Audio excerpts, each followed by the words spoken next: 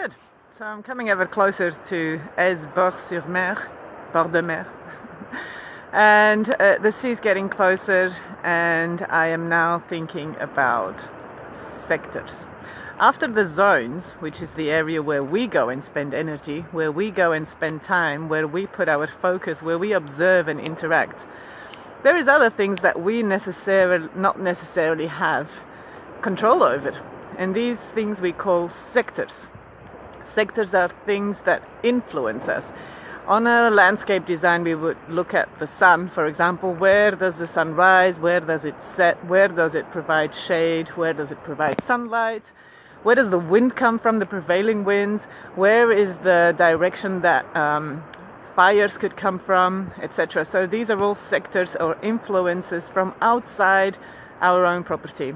So if we look at the invisible structures, so look at ourselves, if we want to look at our sectors, which things can influence us?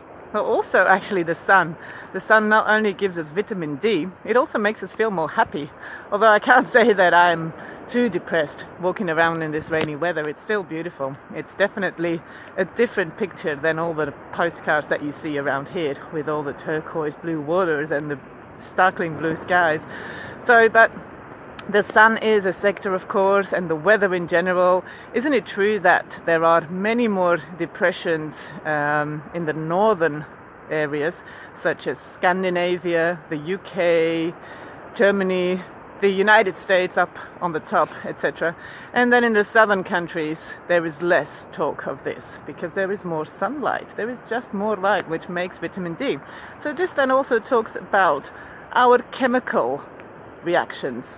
In the end, we're actually just a biological machine, and our food, the things that we put through our mouth, also definitely influences. They maybe actually even cause depression as well. Not only the sunlight is responsible for that. So if our chemical reactions are out of balance, we might not feel too chirpy. So this is another sector, our food and what we decide to nurture ourselves with.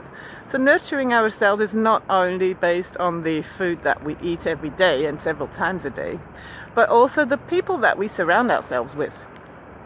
Heather says it beautifully in her principles of emotional permaculture. Avoid toxic places and people. They're just not good for you. They put down your vibrations. They take away and suck up your energy.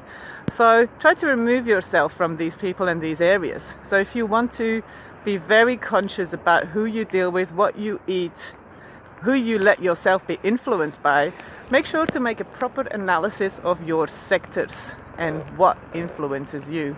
Can you come up with any other things that influence you that you don't have control over? Name a couple of sectors, and we'll get on with that in the next chapter.